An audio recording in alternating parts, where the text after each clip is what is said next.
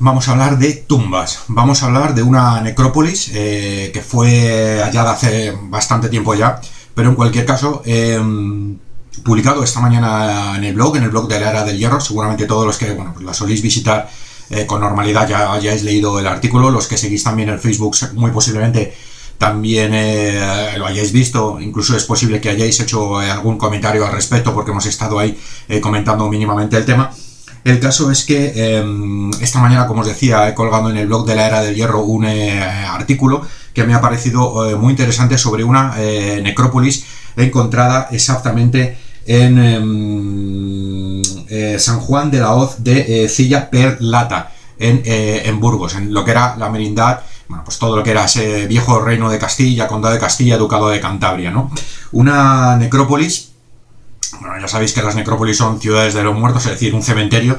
No obstante, son unos cementerios muy curiosos todos los que hay por esa zona del norte de Burgos, casi todos altomedievales. Son muy populares y bueno, os invito a que todos los que tengáis posibilidad, cuando podáis, los visitéis, porque la verdad es que merecen mucho la pena.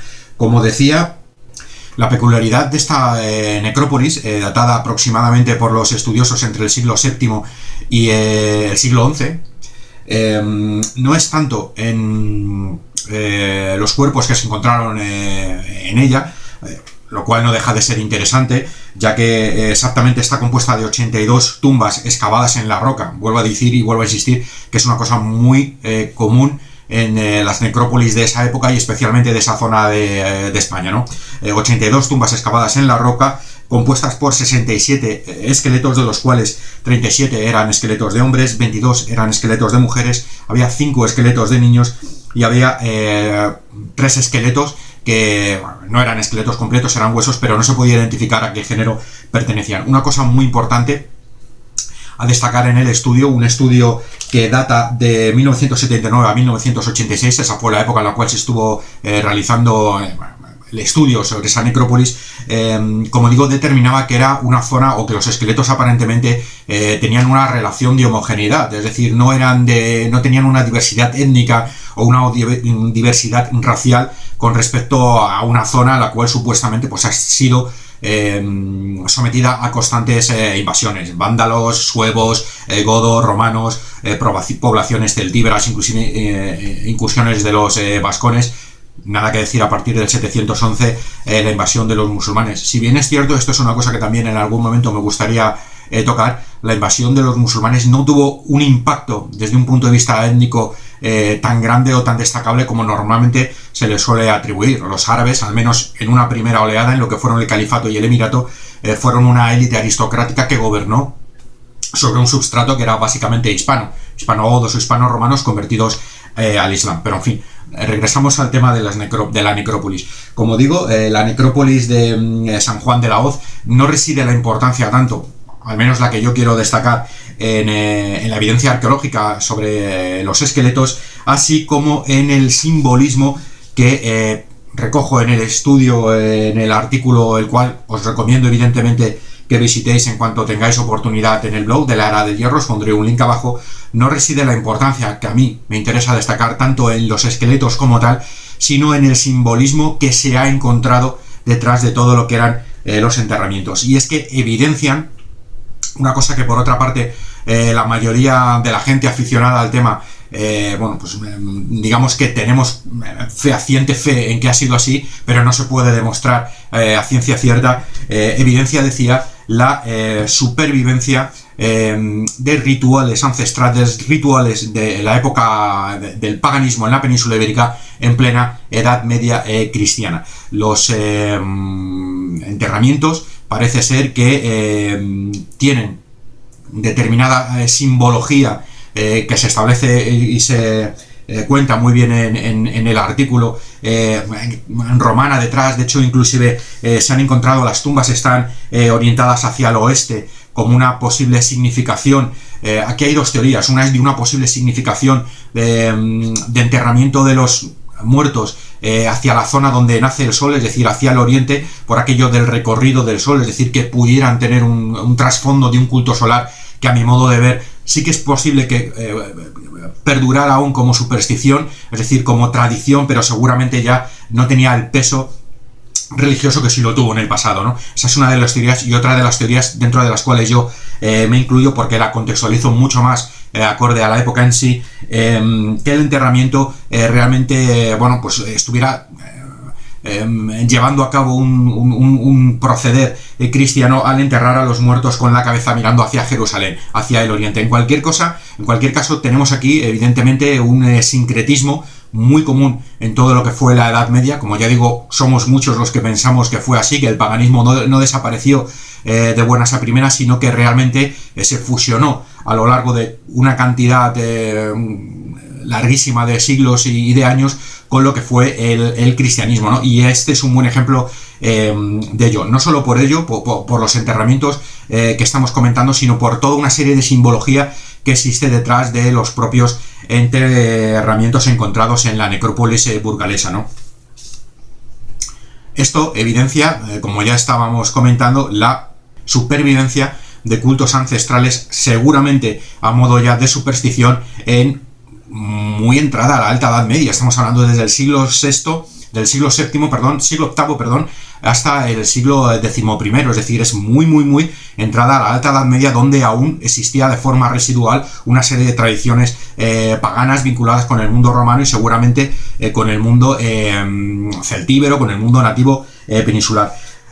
Conviene destacar también que el rey Eguica, en el año 688, es decir, esto es finales del siglo VII, ya emite un mandato en uno de los concilios de Toledo, en el 15º concilio de Toledo, advirtiendo de que se castigará y de que se perseguirá a todos aquellos visigodos que participen de las fiestas paganas de los nativos, lo cual evidencia, una vez más, que los visigodos estaban aceptando el paganismo con el cual se estaban encontrando en la península ibérica. Ojo, no que los visigodos estuvieran regresando a su paganismo ancestral de corte germánico, Wotan, Tyr y todo eso que es como muy seducible. No, si bien es cierto que muy posiblemente ese paganismo aún perduraba, insisto, de forma residual, tradicional, en alguna de sus tradiciones, lo que evidencia el concilio de Toledo y el mandato del rey Eguica del 668 es que los visigodos, que estaban destinados a las zonas de los campos a controlar y vigilar determinadas zonas de los campos en la península ibérica,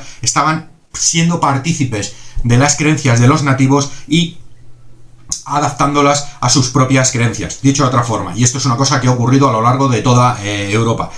Los visigodos irían a misa por las mañanas, rendirían culto a Cristo, como era evidente, creían en Cristo y seguían los mandatos de Cristo, pero muy posiblemente, vamos, casi con total seguridad, tenían una base de superstición aún en ellos que les hacía que para determinadas situaciones participaran junto con los hispanos en determinadas fiestas, en determinados rituales, rindieran honor a las aguas, rindieran honor a los ríos, rindieran culto a los bosques, como ya digo, de una forma de superstición. Y no tenemos que olvidar que durante la Alta Edad Media todos esos cultos, que seguramente evidenciaran una creencia en númenes, una creencia en espíritus, hace 300, 600 años atrás, esos númenes de los bosques eran viejos dioses de las tradiciones tanto romanas como de las tradiciones celtíberas. ¿Por qué comento esto del rey Eguica de los godos? Bueno, pues que se puede evidenciar también, se puede demostrar aquí que la importancia del paganismo, de la presencia del paganismo en la Alta Edad Media, 688, lo cual no había desaparecido con la llegada del cristianismo muchos años atrás, con la llegada de los romanos, ¿no? Y del 668 continuó de alguna forma una línea de mantenimiento a lo largo de todo lo que fue la Alta Edad Media y la Plena Edad Media, ya digo, hasta el siglo XI. Somos muchos los que defendemos esta teoría de que realmente existió un paganismo en la Alta Edad Media de forma simbólica, de forma de superstición. Es cierto que no se puede demostrar fehacientemente, pero poco a poco vamos encontrando datos para que realmente, podamos, digamos, afirmar categóricamente que eso realmente fue así. Algunas otras evidencias están en los cantares de gesta castellanos. Se me ocurre ahora, pues, por ejemplo, el cantar del propio Cid, donde está lleno de pequeños guiños a tradiciones paganas ancestrales, ¿no? Como por ejemplo, pues las propias cornejas del Cid, que decir que son símbolos sagrados tanto del mundo de los celtas como del mundo de los pueblos germánicos. Por no hablar del cantar de Valtario en el siglo X, algún día hablaré del cantar de Valtario, el cual está lleno de simbología pagana, de reminiscencia de aquellas tradiciones germánicas que aún perduraban en el sentir, a modo de tradición, al modo de leyendas, en el sentir de los visigodos, ¿no?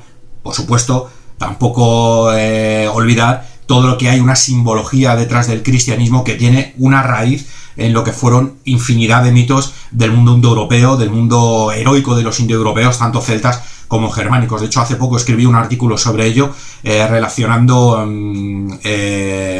las figuras de Santiago Matamor o la figura de San Millán de la Cogolla con determinadas divinidades, con determinadas deidades del mundo pagano, celta y germano, que tenían numerosas conexiones en común, como por ejemplo, pues caballeros montados en un caballo blanco, que es un simbolismo propio de los pueblos indoeuropeos desde su etapa más ancestral. En fin, en cualquier caso, quería recomendaros que os acerquéis por el blog de la Era del Hierro, que echéis un vistazo al artículo que os comento, el cual se llama Pervivencia de ritos funerarios paganos en plena Edad Media, la necrópolis de San Juan de la Hoz de Cilla per Lata, en Burgos, insisto, en el norte de Burgos, Reino de Castilla. Y bueno, que lo veáis. Si tenéis algo que aportar en comentarios. Si os estáis en Facebook y tenéis alguna idea al respecto, no dudéis en comentarla, porque entre todos vamos ampliando conocimiento al respecto de todo este tema, ¿no? Sé que hay mucha gente interesada en ello, sé que hay mucha gente interesada en saber cuáles fueron o poder demostrar que sobrevivieron cultos paganos, aunque fueran de forma residual, en la Alta Edad Media, y poco a poco se va demostrando una cosa que es evidente. Seguramente un cristianismo como tal, es decir, un cristianismo hegemónico, no llegaría hasta muy entrado el siglo XIII en adelante. El cristianismo, insisto, vuelvo a repetir, era una sociedad cristiana, nadie ponía en duda el cristianismo, se acudía a iglesias, se rezaba a Dios, se rezaba a Cristo, se rezaba a todos los santos, lo cual no significaba que igualmente se tuvieran o se rindieran culto a determinadas divinidades, en este caso ya no dioses sino espíritus, que aún continuaban formando parte de la tradición popular en los pueblos, y que bueno, formaban parte igualmente de las tradiciones de los nobles, de los caballeros, etcétera, etcétera, y que tenían una reminiscencia en un paganismo ancestral que aún estaba vivo en forma de esas tradiciones, ¿no? En fin, simplemente os quería comentar esto, la reseña de este artículo en la Era del Hierro, echarle un vistazo en el link que pongo abajo y, bueno, contarme vuestras impresiones. Seguimos luchando, seguimos investigando para intentar demostrar ese paganismo en la Alta Edad Media hispánica que convivió con el cristianismo. Nos vemos en la próxima, espero que os haya gustado el vídeo.